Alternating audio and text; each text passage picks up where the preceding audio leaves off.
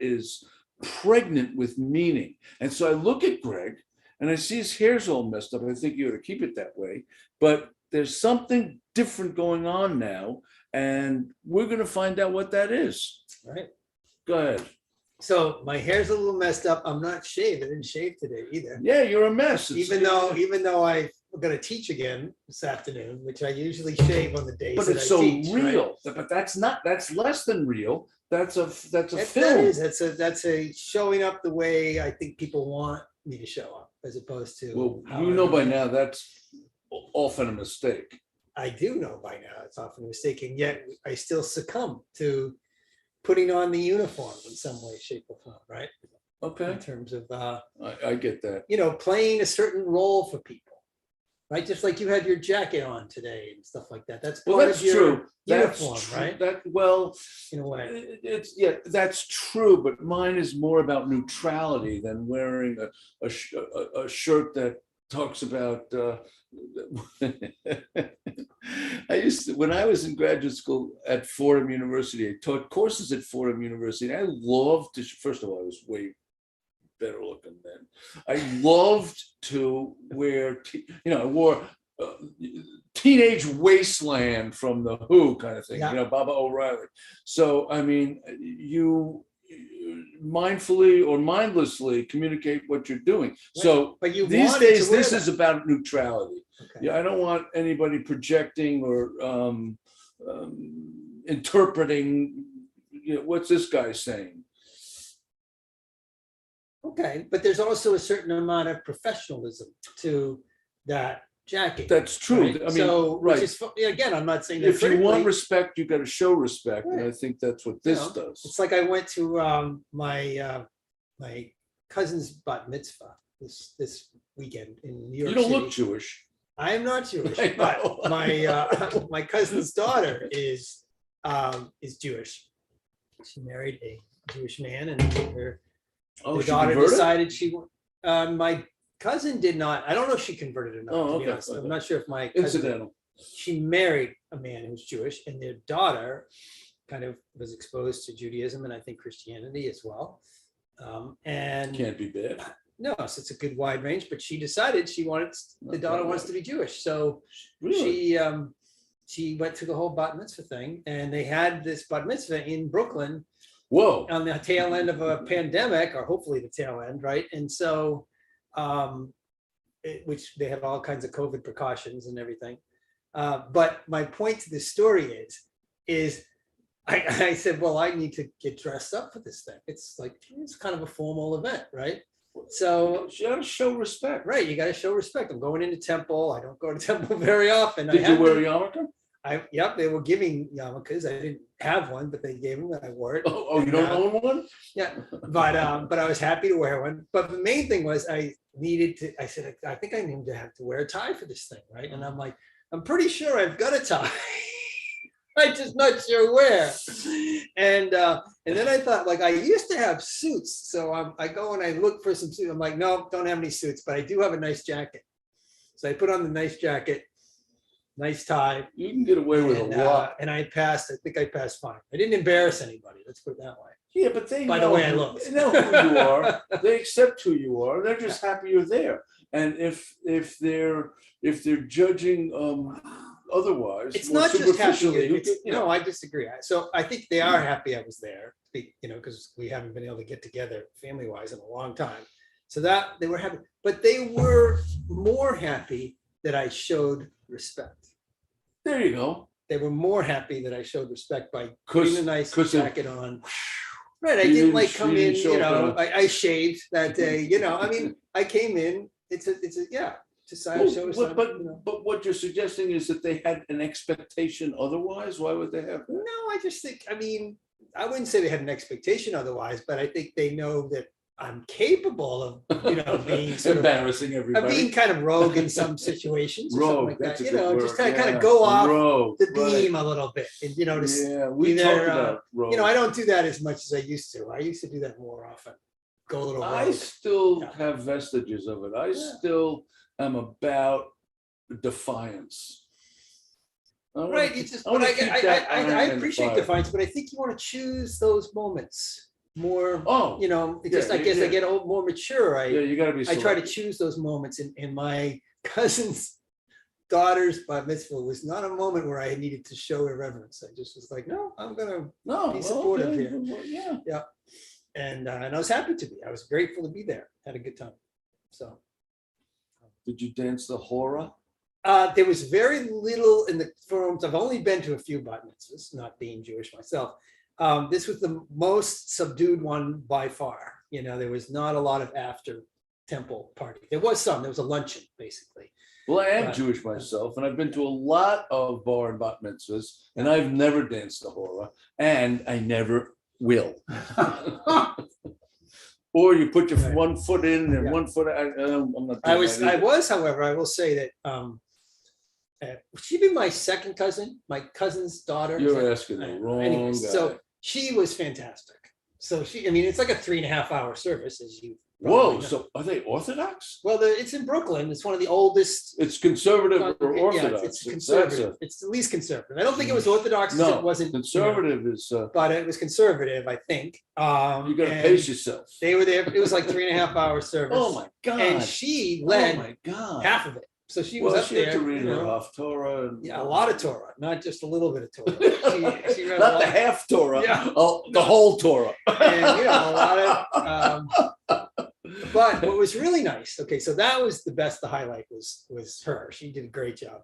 The Uh-huh. second thing that I like the most, since I can't understand it at all, right? I'm just No, of course not. right. That- But what I loved about it was, okay, this was the first time that this congregation. There were about 60 people at this thing, and I'm sure It they was a usually- regular Saturday. right, but they hadn't had it in a service. month because of Omicron. Oh, So this is so the first this was time the community been back together in a person. celebration for everybody. And you could just tell that the people who were really into it were really psyched to be there, you know, and just Wow. and that felt really good to just be. You could Part of feel that, that part of energy that, to yeah. be these people who this is a big part of their lives, you know, and so to be for them to come back It's together at the core. and be able to celebrate the service. Yeah, I was bar mitzvahed. was- Didn't care for it. You didn't care for the bar the- mitzvah? No, or for- well, I remember pleading with my parents, please don't make me do this. I don't want to do this. It was very important to my father in Mhm. particular. Also, you know, my people are from Brooklyn, so. There you go. So you know. So I did it because I probably didn't experience a choice, but I also sensed that what I want is secondary to what they want. This was too important to them. And so, you know, the preparation is arduous. I mean, you gotta Yeah. really. No, I learn think shit, she spent you a gotta- good deal of COVID studying Yeah. and preparing for this because she was very well prepared. And while, you know, you're only 13, and while most of it didn't matter to me or mean anything to me then, it does now. That's I'm nice. glad about it now. That's great. I'm glad that I can make a minyan, which is, you know, when if Jews aren't allowed to pray in any gathering unless there's a minyan, a number of people there. I think it's 10, maybe 13. I don't know what it is. But if you're not bar mitzvah, you don't count in the minyan, and I love that Oh, so you, that certificate, yeah, that credential. yeah. No, I could see with Anna Ruth is this girl's name. That Anna Ruth? Anna Ruth is her Oh, I name. love that. Yeah. I could feel, and from talking to her a little bit, that this did mean a lot to her. Like I think her faith is going to be a significant part of her life. Oh, So, which is nice, you know, good, you know, she's only 13. yeah, you know, Things can change. morph. Oh, absolutely. And she's, you know, she's an interesting person. So we'll see where life takes her. But she did a very good job. And that was nice to be there for that. So your hair's messed up. So we want to go back to me. So as I mentioned right before we started, you know, Norman was asking me how am I doing, and I said, yeah, I feel kind of like a mess right now, and I'm just kind of being with that. And I said, I shared with him that there's really only 3 things I want to be doing right now, and that is meditating, reading, and sleeping. And All of which can be done in a bed. all of which, by the way, And if can be I were a done psychologist, I would lying down. interpret that. Yeah, which one could say might be somewhat depressive. I don't know. We could talk about that. But I don't necessarily feel depressed, but I might be depressed. Who knows? You know what I mean? Well, wait So, a minute. Yeah. Depression is emotion, i.e. feeling. Mhm. So if you're not feeling depressed, you aren't. Okay. I mean, I guess I just say like, there's a sort of like molasses feeling that we're moving through. Oh, that's a great way to put it. Yeah, with most of the to-do list. Okay, so I've got a pretty good to-do Well, that list. is depression. Okay, well then That's maybe sort of that's it. anhedonia, and lethargy. Yeah. So that's okay. So. But then when I talk to people about it, and again, part of the reason I appreciate sharing this with you and with all of you is that I don't think I'm in the boat by myself. So, I talk to a lot of people. You're not in your boat by yourself? I don't think I'm in this boat of maybe low-level depression by myself. You see what I mean? Like, I maybe, hear what you're saying. I I don't know what you mean. What I mean is that most of the people I talk to are all like, "Oh yeah, this is just like, when are we so going they to get through this? they immediately. When are we going to get They through immediately this?" turn the camera around to them. Pretty much. I mean, it's not that they don't ask me genuine questions. It's just that it feels very relatable. That sort of feeling, so they affirm of that it's common. Yeah, I mean, I think for some reason, again, this sort of Omicron winter is it feels like I don't know what version were we in last year? Were we in? No, we weren't in Delta this summer, so we were in Delta. No, Delta was Delta version of COVID was in the fall, right? Or in Who the summer. Fuck knows? I don't know which day it is. Anyways, my point is, when we got through last winter was 2021. We were still well into this whole pandemic, right? And we got through it. And you kind of had that feeling like, okay, we kind of got through this winter. Things are going to start to get, they started to get better in the summer. Remember, things went down, and then, which was predictable. And then, Delta came along, and then right behind Delta was Omicron. And it's just like, oh, here we go again through this cycle of shutting down. And my business, as many of you know, really relies on people being able to get together. Whether I'm getting together with people one-on-one, wanting to get together, and wanting to get together and being comfortable getting together, or if I'm doing workshops or retreats or whatever it is, it all kind of depends to a certain extent on people being comfortable getting together. And you can do some of this online, just like this is online, and it's not bad. But there's an intimacy that's lost, and there's a considerable intimacy that's lost. And I'm not doing you without the intimacy. Right. So I mean, it's like, why don't we could have these experiences on Zoom too? You could be sitting in your office, and I could be sitting at home, and we could be having this conversation. But it would be. I wouldn't be. It would be right. And why wouldn't you be? Because of all of what it means to be present with another human being. Exactly, which means a lot, it turns out, right? There's quite a bit of value. But isn't that interesting and valuable to finally understand that it does mean a lot? I've had people call me up. I want to see you. And say, oh, we got to do it virtually. No. Not the first session, not the first couple of sessions, maybe after we get some traction together, but absolutely not. Why? Because too much is lost, too much.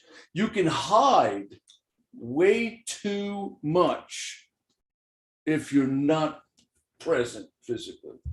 And people are in the business of hiding their shamefulnesses when their lives aren't working, and they need to understand that it's safe to parade their shamefulnesses to somebody, in front of somebody. Right.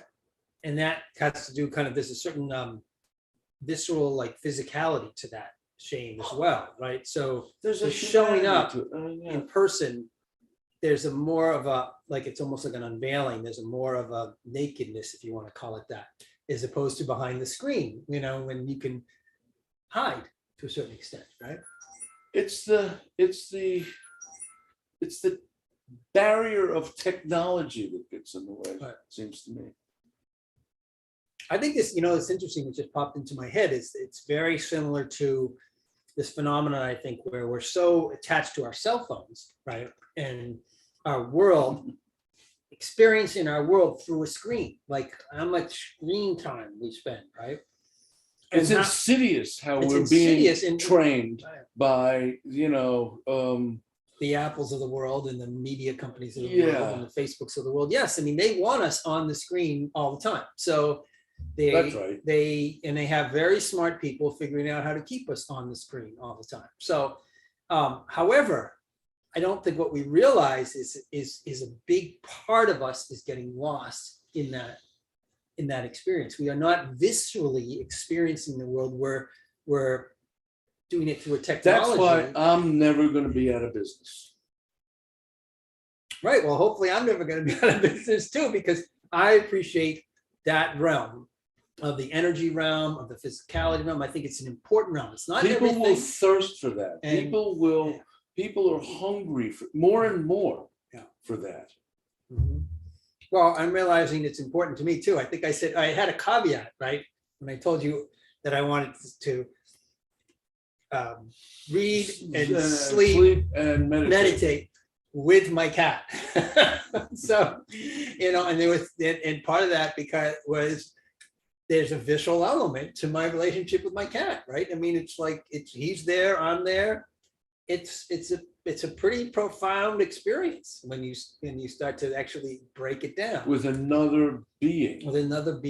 It's another A non-judgmental being. but a very unjudgmental being. I could Well, say a he probably purely has some judgment. I think that's the main lure of pets.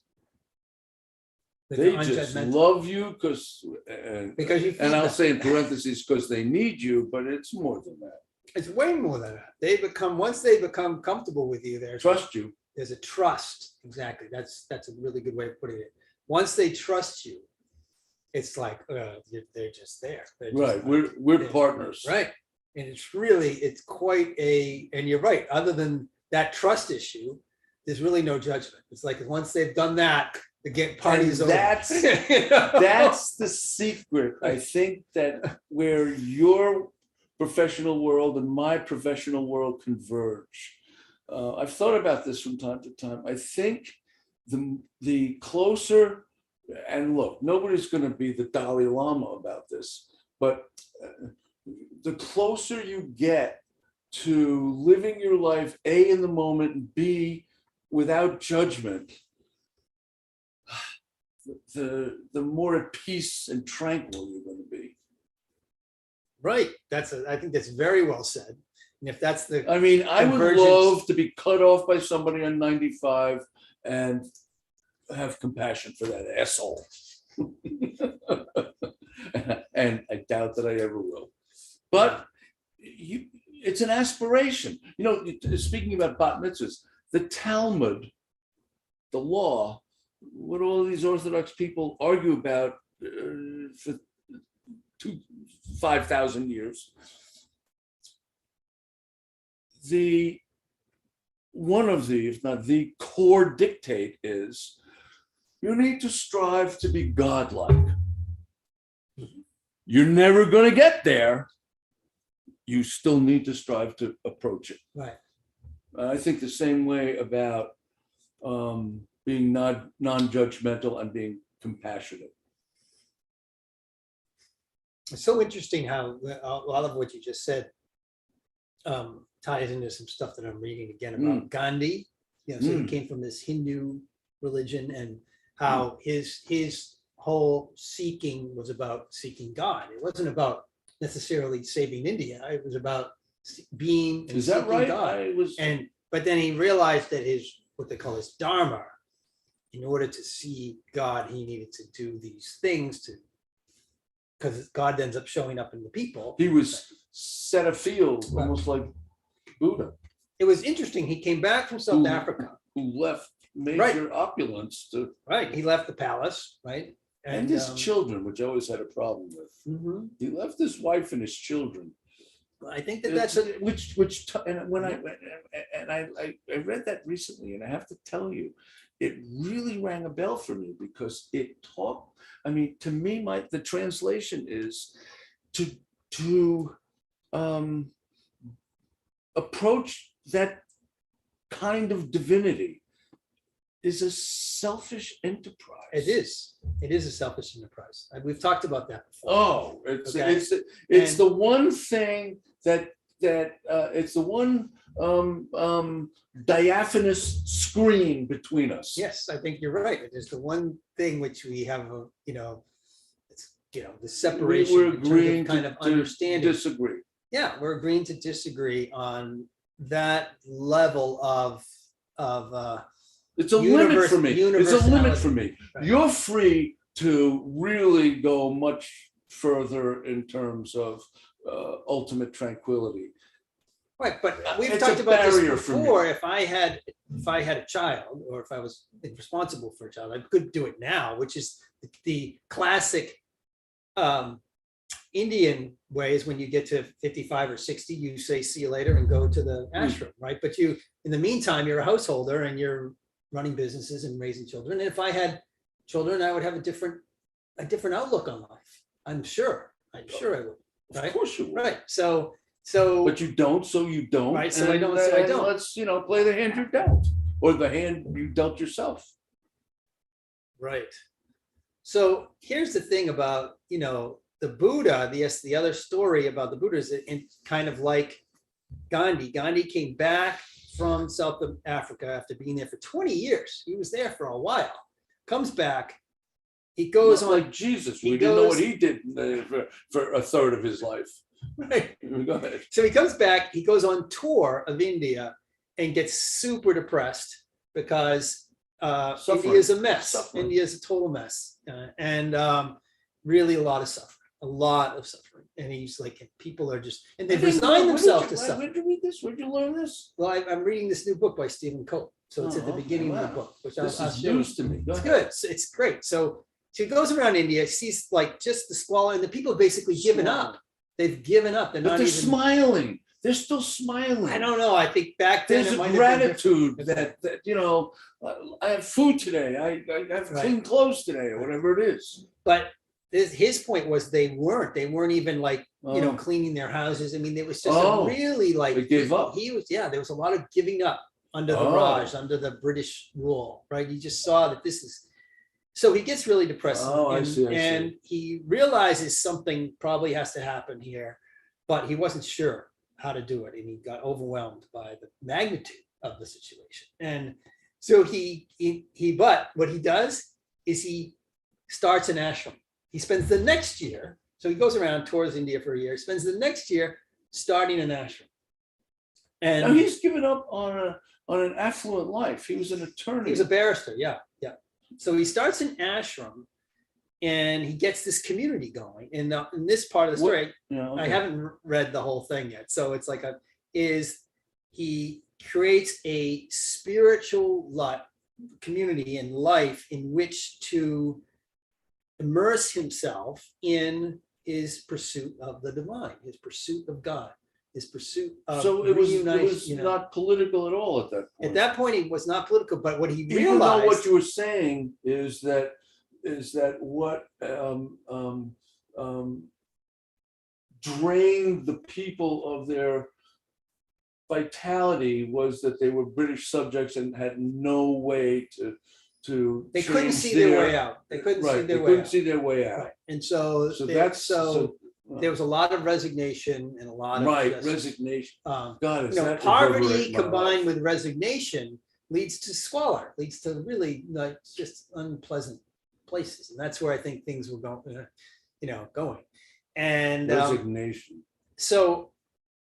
But my point to this is, and it connects to the Buddha, where the Buddha realized he had to kind of leave the palace and leave his family. Mm. And he saw that, it was similar situation. It was a lot of poverty around and things like that. Which surprised him. And I think it did. It surprised him, from the story that I know. He had been insulated from that until he was like 18 years Right. old, right? So he has to leave this place. You can't necessarily bring this. It's too much of a dichotomy. He had to go out, and he basically became a yogi, kind of like Gandhi did. So, and he goes out and he starts to do all the practices and all that sort of stuff, and starts this whole other. I mean, Buddhism is really just another offshoot. I mean, a lot of the philosophy behind Buddhism and Hinduism is similar. It's just a different kind of methodology.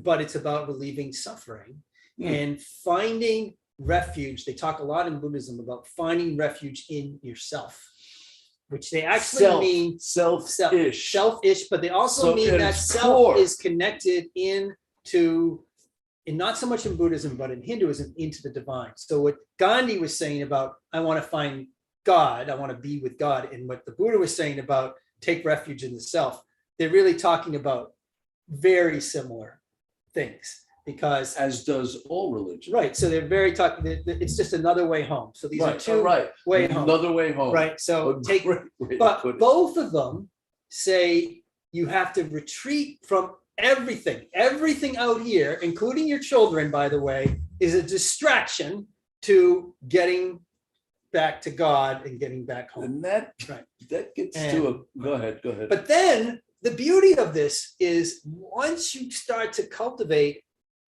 that source, cultivate your relationship with that source, then you turn out to the world and realize everybody is part of this divinity. Everybody is also part of this source as well. They just don't know it. And so you were set to be a teacher of it? You're set to not just be a teacher, but to be really super compassionate with this situation of everybody's separation from this home, which you are aware of because you've cultivated this home, whether you're in Buddhism or in the ashram, the Hindu ashram, right? And so now you say, well, what can I do about this? And that's the motive. That's where Gandhi comes in and says, well, the worst situation here is this whole, if we can change this Raj situation around, then everything else will change, you know? And so how am I going to do that? Well, let's talk about passive non-aggressive resistance, right? And then it's strategic. You can't just say, oh, we'll do non-aggressive. You've got to pick your moments very carefully, you know? So one, you don't get killed, and two, you know, you're effective, you know? And so so that's where his spiritual life becomes even more accentuated, because he was constantly going into meditation or prayer or whatever you want to call it, and just tuning in, like what. And this is before, this is the precursor to the public history of him that we know. Right. The movie that we have. Right. So I mean, this is all the preparation for the journey of the political activism. Right. It's all the preparation. Now, he'd already done some of that in he was already pretty famous because he'd already pulled off some wild stuff down in South America or South Africa. So with some of these techniques, but this was a whole nother level that he was jumping into in India. And, there must have been a readiness for him. I mean, he got carried along and elevated beyond his efforts. Sure. Absolutely. I mean, he was ready. There was a billion people in India even then. There was, there was like all of them living about in 300 million people in India at that time. No. Yeah. So, but it's, it was a lot going on, complicated situation. I guess this goes back to, and we can relate this back to me here. I was just going to say, the way we're going to relate why are we talking about this? The way we relate it back to me, and I don't know why is your hair messed up again? Is we get back to my desire for retreat, for source.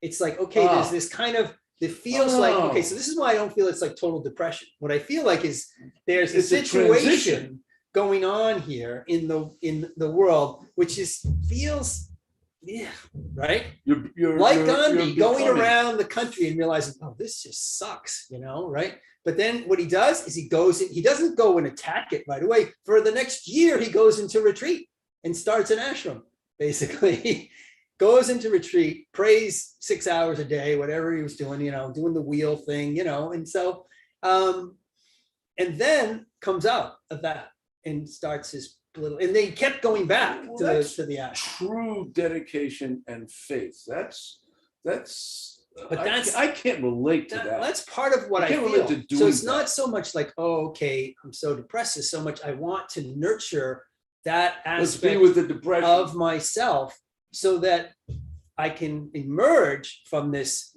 like the Chrysalis. lotus coming out of the mud, right? The lotus comes out of the mud. Well, you just want to like just, yeah, whatever it is, whatever mud I need. That's another person used this, friend of mine said, it feels like we're in mud the other day, like, and I like that analogy. Like, yeah, it feels like we're in mud. It doesn't, you don't necessarily have to be depressed to be in the mud. You just feel like, okay. Let's just Molasses, you said. Yeah, the molasses, which is sweet, by the way. I do know that. I do know that. Right. So it's not, I don't, that's why I say, like, Mud I attracts don't, fewer flies, however. it's not a woe is me feeling. No. It's not a, it's just this feeling like, okay, I'm kind of,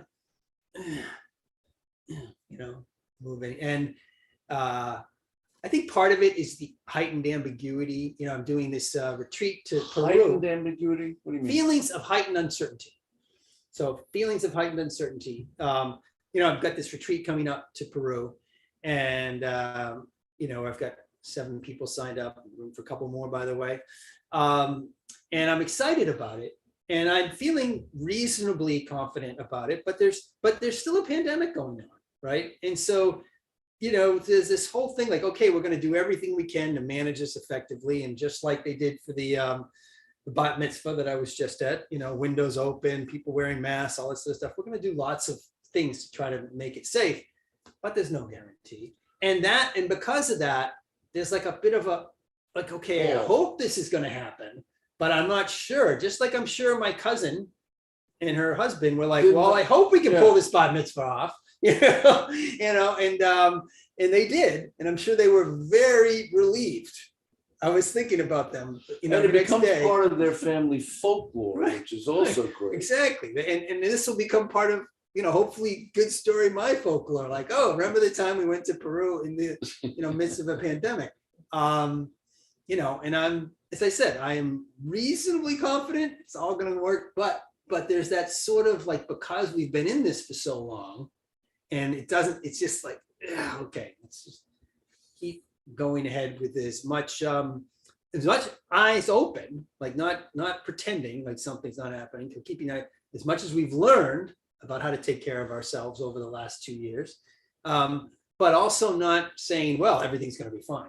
Like, I don't know that. No one's saying that Right. anymore. Everything's going to be fine. Like, no, that's not the truth, right? That's being deceptive, or being at least delusional. Yeah, I mean, it could be the truth, but it's a delusion if you believe it. Right. Or if you're trying to convince others of it, Yes. So I really don't use that word.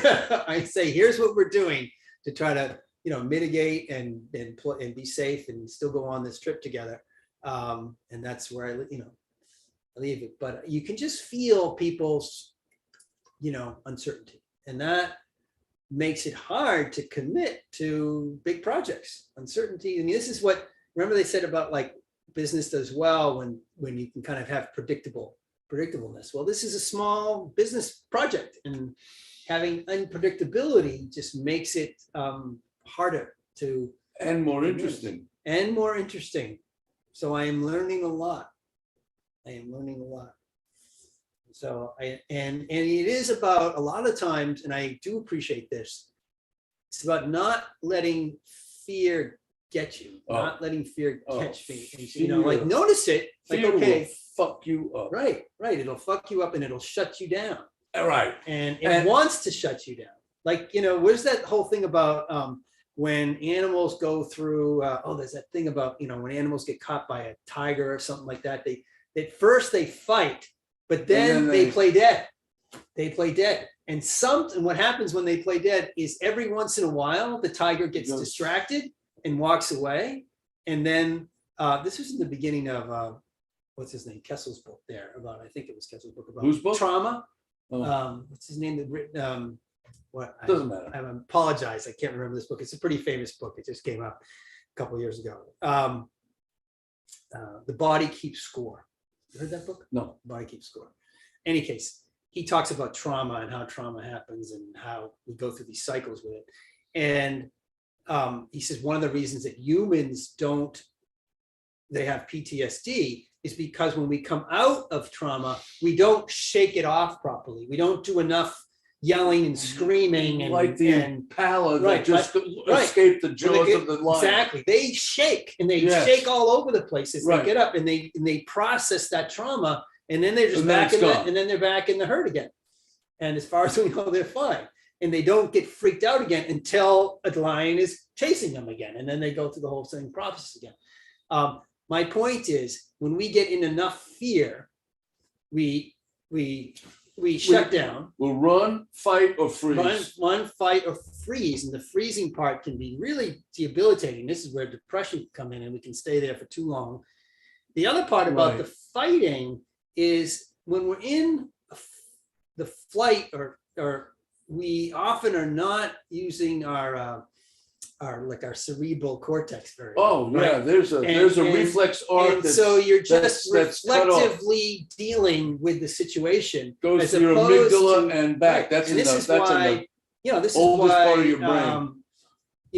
Athletes train and practice all the time. This is why yogis train. This is why fighter pilots train and stuff all the time. Soldiers, is because they know habituate their response to the stimulus rather than to their fear, because their fear is going to come up, but you've been trained. It's like one of the things I heard a great story once about pilots during World War II landing their aircraft on an aircraft carrier, which was extremely dangerous, especially at night. Risky. Like incredibly risky, but they were trained in how to do it. So you just let go of the training. The fear which would interfere. The fear, which is you're either you've got this little postage stamp that you're gonna have to land your plane on. You could run into the front of it, which is you're dead, or you overshoot it, which you're dead too. Because you're in a stall basically when you land, so you just land in the fucking ocean, and so but you have this methodology which has been trained into you, and you just execute the methodology and probably say a few prayers along the way, but you don't let your fear all of a sudden take over, and because if your fear takes over.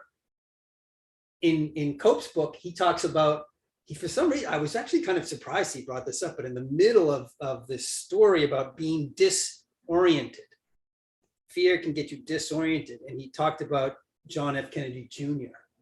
and how horrible those last couple of minutes must have been. Those last couple of minutes where you lose the horizon perspective, you lose orientation, you're in the fog, and you're no longer, for whatever reason, the fear takes over, and he was a new pilot, but I'm sure he was trained in instrumentation. That's one of the first things you learn is how to rely on your instruments, which is what you have to do in that situation. But the fear took over, and he lost sight of that skill, which hadn't been honed enough, practiced enough. You have to practice that stuff, or else the fear. That's why soldiers practice all of them. They don't just say, "Hey, when you get in a firefight, make sure you shoot your gun." That's not. They don't. Good luck. They don't do that. They fix bayonets and prepare to defend yourself. Right. That will not work. That you will be dead in a second. So this is the same thing with being a pilot in the fog. You have to practice that stuff, even though you know it. Even though okay, here's here's how you work these things, and here's how you call for. Well, how does that apply to what we're talking about in terms of? I'll tell you how it applies to what we're talking about now, because there's a level of sort of anxiety and malaise that's going on, which makes it hard to make clear decisions and to sort of make clear commitments. And I'm sure that what. Again, we go back to John F. Kennedy, you're sort of circling around until eventually you just fall into the ocean, right? He was But somehow, I mean, he just lost perspective on where the ocean is. I mean, it's altimeter. I mean, he was. Well, you're talking about yourself now, aren't you? Yeah, sure. Yeah. I can tell by your hair. Right, my hair. This is the way. This is It's good. over there. Yeah, good stuff.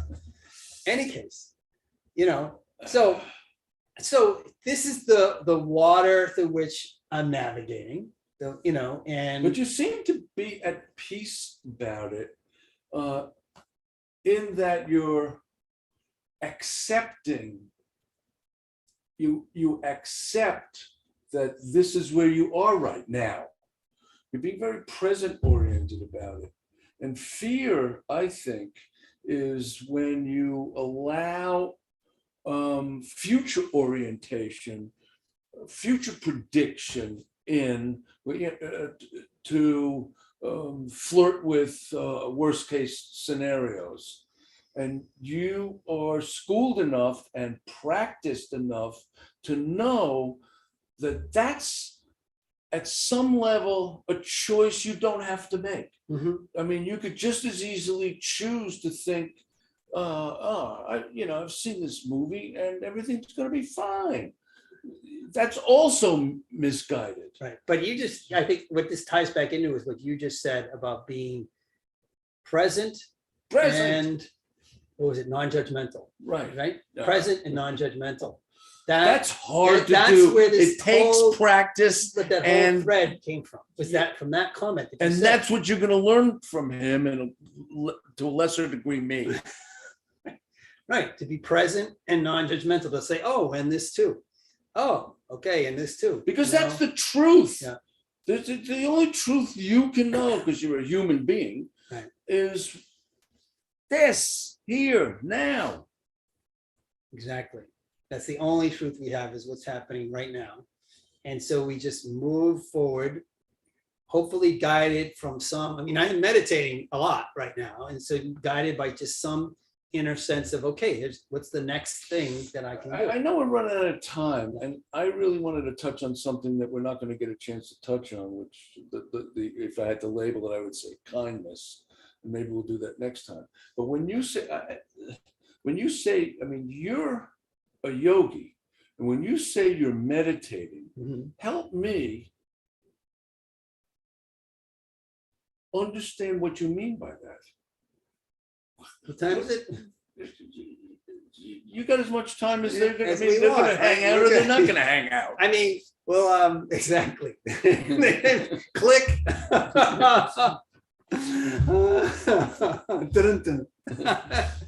How much time do you have? So my meditation changes as things change. So I've got kind of a bunch of tools in my toolbox of different types of meditation. Okay. I can tell you what it is like right now. We don't want to expand on this. So give us an example of one way that you have done that recently, when in real terms. And we'll understand that it's much grander than that.